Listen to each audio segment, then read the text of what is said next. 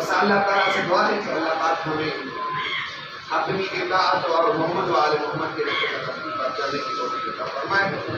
قرآن سب کے گناہ سے بے رحم معاف فرمائے. صلوات پڑھیں محمد و آل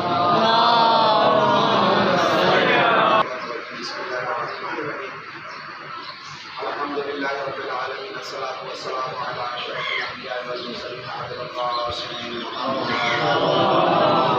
والصلاة والسلام علی علی بن ابی طالب والصلاة والسلام علی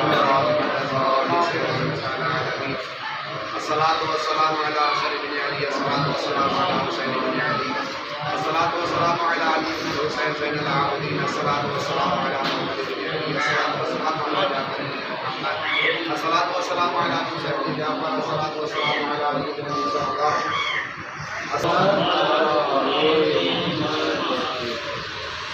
بخدا ہر ایک بندہ اگر اپنی ذمہ داری سمجھ جائے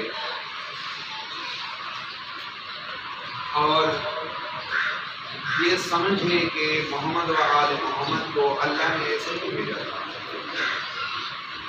ان کو ہماری ہدایت کے لیے بھیجا گیا. لیکن افسوس کا مقام یہ ہے کہ ہم محمد و آل محمد کے نقش قدم پر تو نہیں چلتے، لیکن حضرت موبائل کے نقش قدم پر ضرور چلتے ہیں.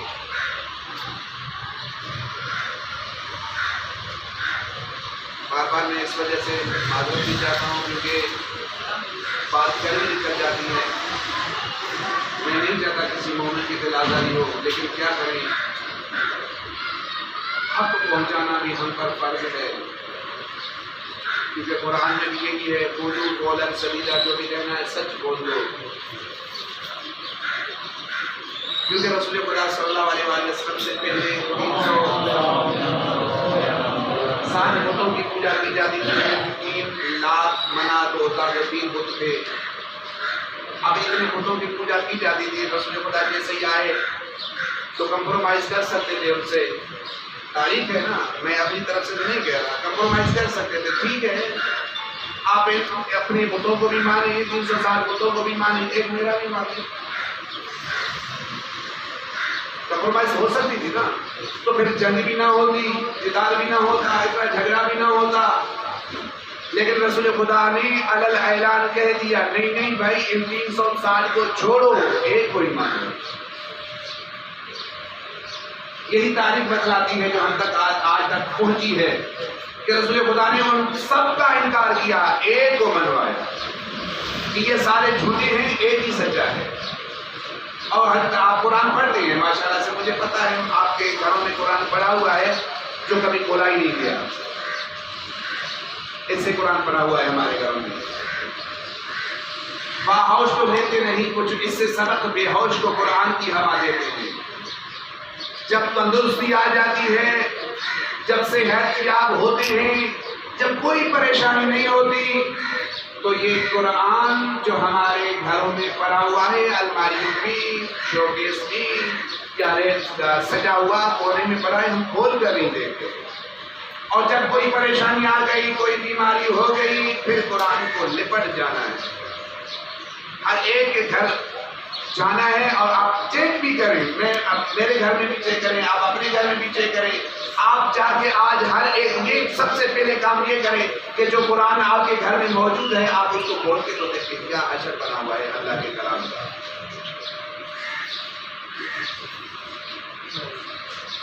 رکھ کر بھلا دیتے ہیں. یہ ایک حضرت موبائل ہے نا، گھر میں بھول جائے تو سارا دن ہمارے ذہن میں کیڑا کاٹتا ہے کہ یہ میں نے بھولا کیسے موبائل لانا. اور اٹھتے ہیں، نماز فجر بھی نہیں پڑھتے، اٹھنے کے بعد فوراً اور کام کرتے نہیں، موبائل چیک کرتے.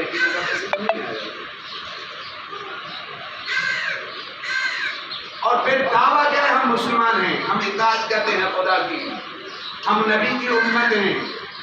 شکر کریں، خدا کی قسم شکر کریں اور احسان مانے رحمت للعالمین کا.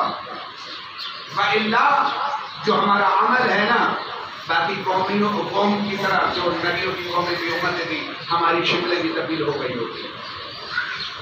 جو ہمارا کردار ہے، ہمارا عمل ہے. موبائل کھلائیں آپ گھر میں اور جاب پہ چلے جائیں، سارا دن پریشانی میں گزرے گا. موبائل کے ساتھ اتنی محبت ہو گئی ہے. اچھا میں ایک جملہ یہاں اور بھی کہہ دوں، کیا کبھی قرآن کے لیے پریشانی ہے کہ قرآن گھر میں پڑھا ہے ہم نے آج تلاوت نہیں کی، کبھی بھی پریشانی ہوئی نہیں؟ کوئی مسئلہ نہیں. میں اپنی طرف سے تو نہیں کر رہا، ہر گھر کا یہ حال ہے. کبھی ہمیں پریشانی نہیں ہوئی کہ ہم اب موبائل چھوڑ دیں، سب کچھ ختم. پھر کبھی کبھار اگر تھوڑا 5 منٹ بچتے ہیں نا، پھر اگر بائک ہوتی ہے تو فوراً واپس جا کے وہ موبائل اٹھا لیتے ہیں. کبھی قرآن کے لیے کہا کہ چلو 5 منٹ پڑھیں، یہ 5 منٹ قرآن کو دے دیں. دیکھیں تو صحیح اس رسول نے ہمارے لیے کیا پیغام ہے. یہ قرآن اللہ کا پیغام ہے نا. کبھی اللہ کے پیغام کو ہم نے پڑھا نہیں. اپنی نوجوان نسل کو خود خراب کر رہے ہیں.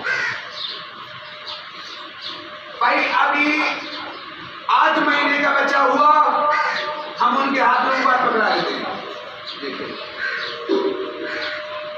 اب 8 مہینے کا بچہ اگر موبائل سے کھیلنا شروع کرے تو بتائیں وہ کیا سیکھے گا. اور جب وہی بیٹا جب 4 سال کا ہو جاتا ہے پھر اس کو ٹچ موبائل، حضرت شیطان کا بابا اس کے ہاتھ میں پکڑا دیا. اب یہ بتائیں کہ ہمارے بچے حاصل کیا کریں گے؟ کیا وہ اللہ والے بنیں گے؟ کیا وہ اللہ کی اطاعت کریں گے؟ کیا وہ محمد و آل محمد کے نقش قدم پر چلیں گے؟ کبھی نہیں. وہ صرف اور صرف وہ غلام بن جائیں گے. اس وجہ سے تو امام خمینی رحمت اللہ علیہ نے کہا کہ اپنے بچوں کو امریکہ سے نفرت کروانا سکھاؤ، امریکہ کا غلام نہیں بناؤ. ہم